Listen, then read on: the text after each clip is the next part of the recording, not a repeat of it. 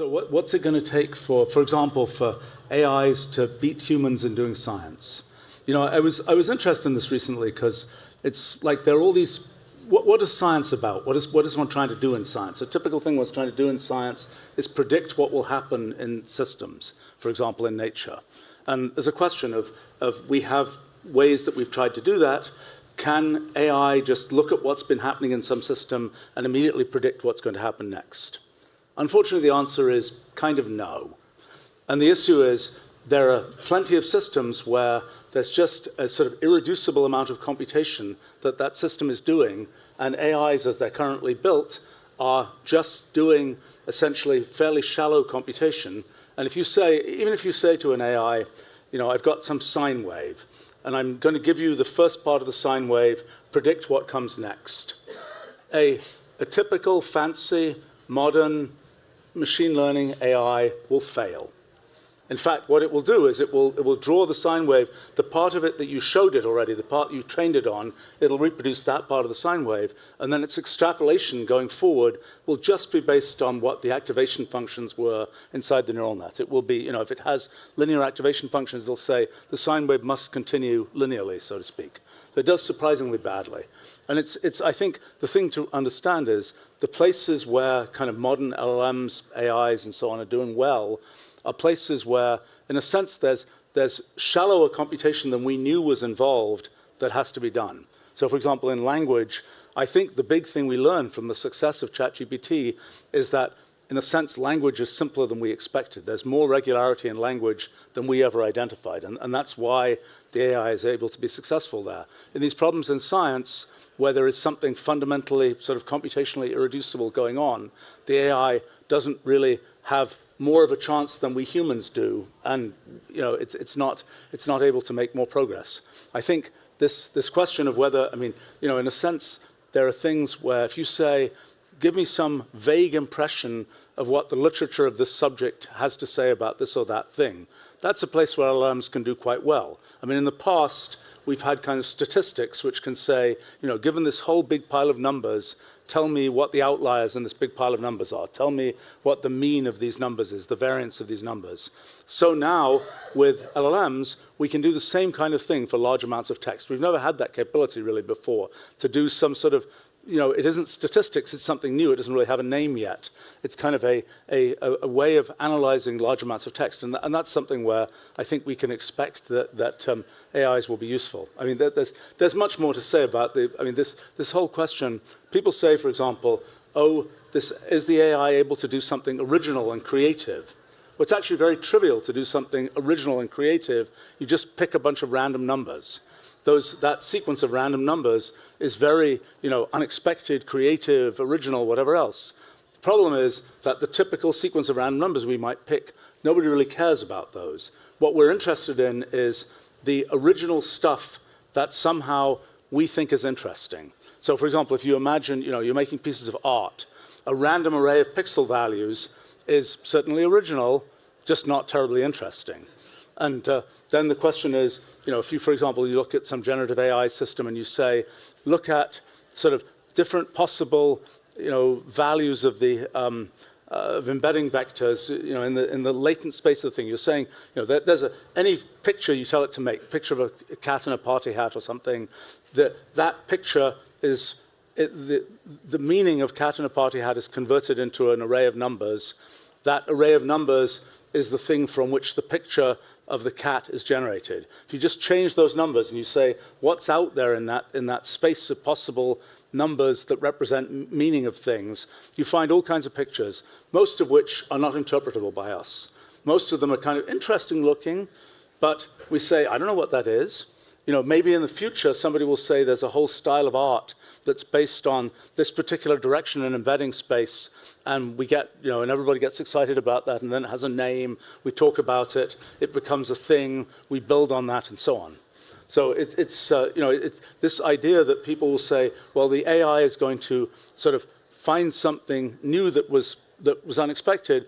It's rather easy to do that. People have tended not to do that. I mean, when we write programs, for example, it's like we imagine what the program is going to do. We construct a program step by step to do what we want the program to do.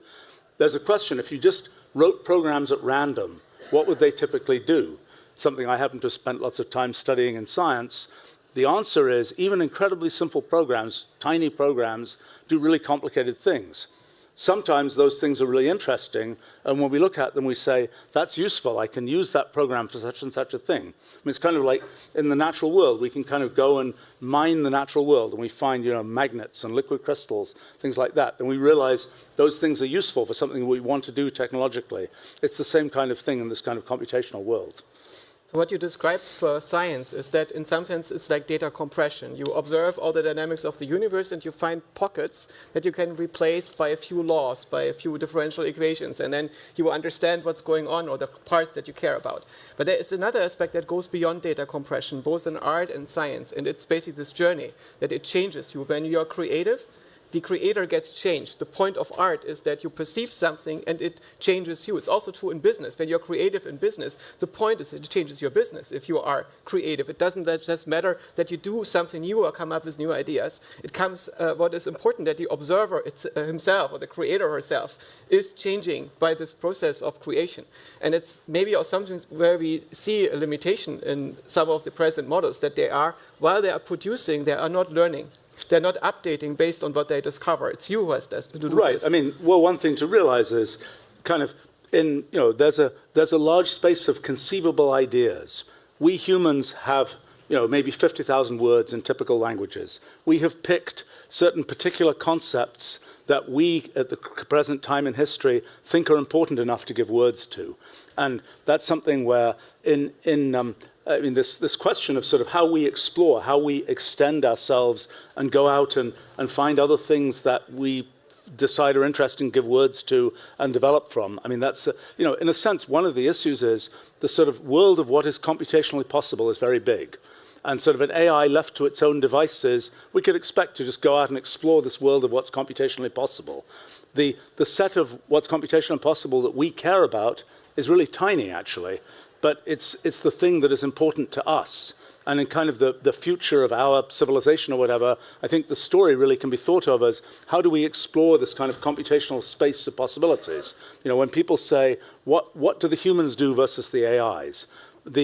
One of the things the humans do is pick which directions they find interesting to go in this kind of computational universe of possibilities. I think that's so. And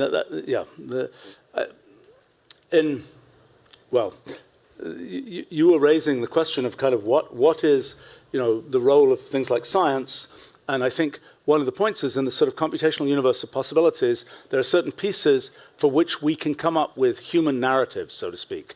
Much of what goes on is not understandable. We don't have a way to kind of reduce it to something which we can describe. Yeah, but you just build tools for this, right? You spend most of your life developing tools to explore the space of possibilities with computational methods, right? Yes. And so from this perspective, can we use those tools, for instance, to understand the present AI systems that we're building and how to apply them?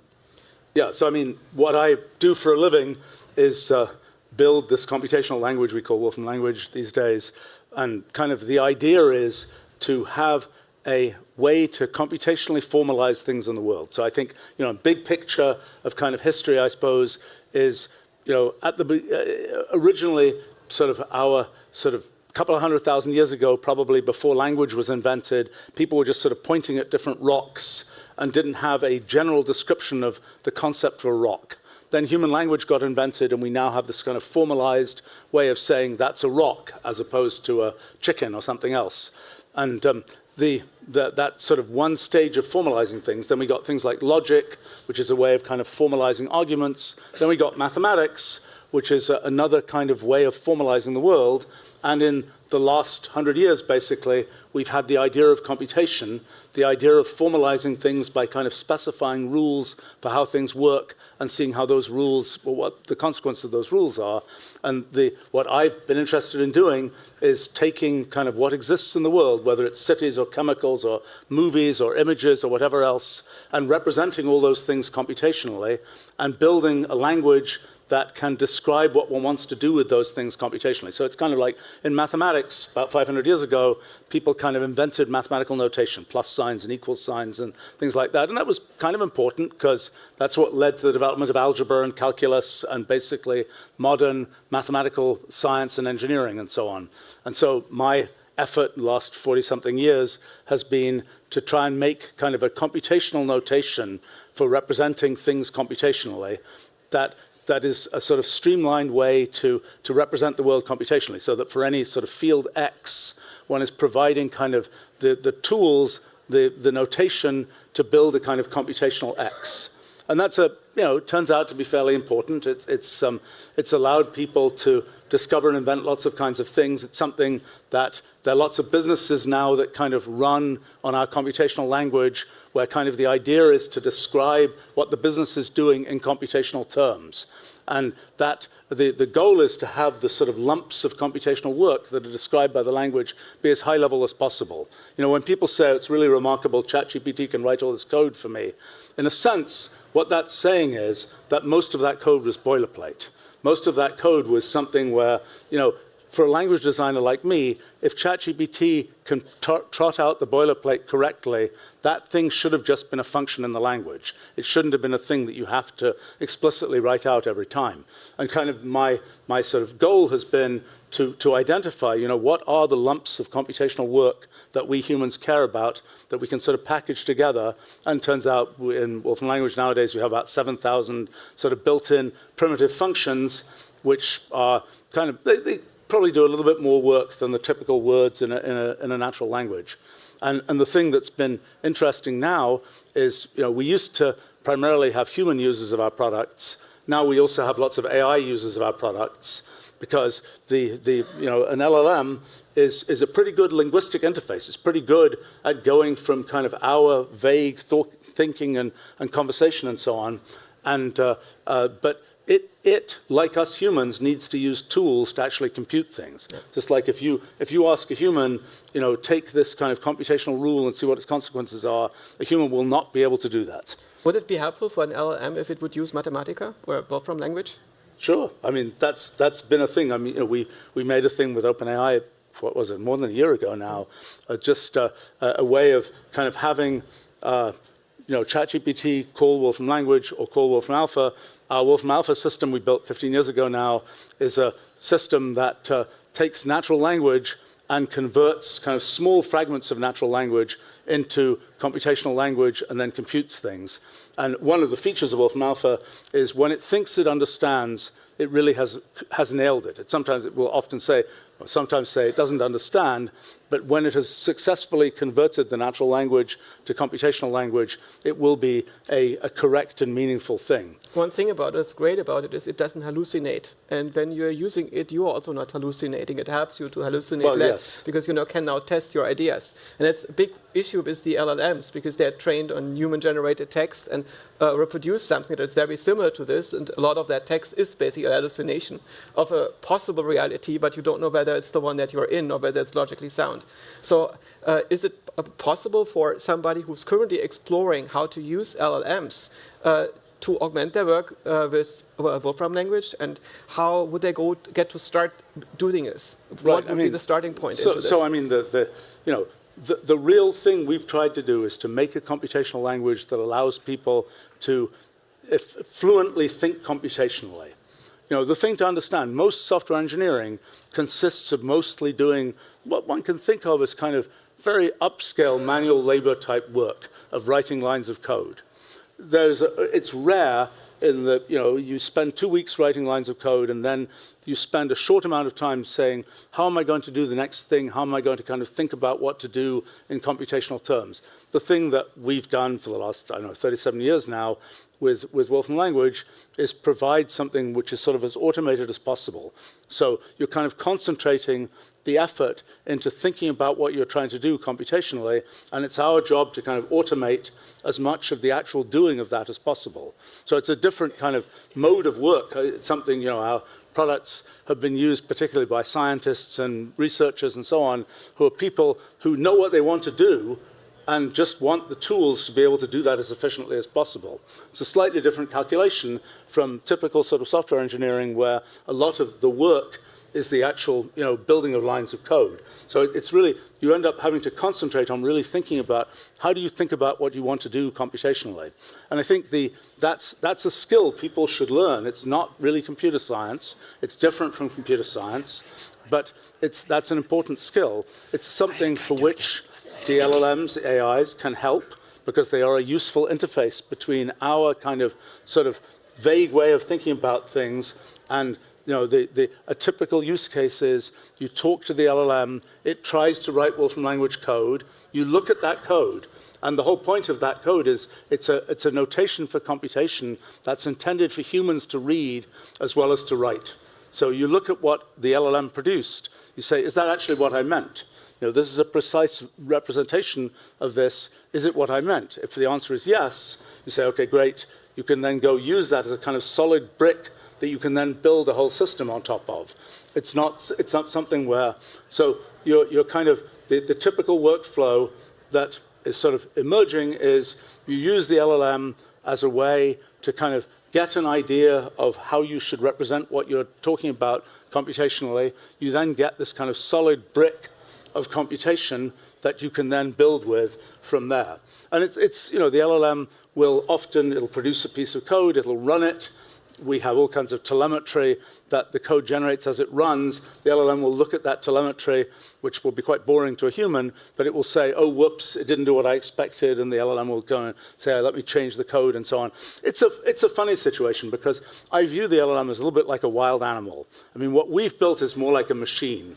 The LLM is more like a wild animal. And the question is, can you put the wild animal in the right, can you train it, can you domesticate it in the right way to have it do something really useful to you, and when it snarls at you, have that not be a huge problem? So can we train the LLM to become a computer algebra system, for instance? Can we get it to make proofs? Or do you think that this family of systems is in principle incapable and we need to find something new? I don't think that the current model, current LLMs are pretty much feed-forward networks. I mean, you've got a bunch of text, and the goal is, what's the next token supposed to be? And you kind of ripple through the neural net, and it says, well, these are the probabilities for the next token. You put down the next token, then it goes and takes that whole sequence, and it loops around. So the only kind of feedback mechanism is this outer loop, which is, and in that outer loop, you can do all kinds of good things, like you can have the LLM notice, you can have that outer loop notice that the LLM now wants to call a tool, and it goes off and generates something which is actually input for our computational language, for example, and goes to use that. But it's kind of a weak form of computation, so to speak. I think I've done a bunch of experiments trying to guide doing proofs using LLMs. They were a total failure. Maybe other people can make it work.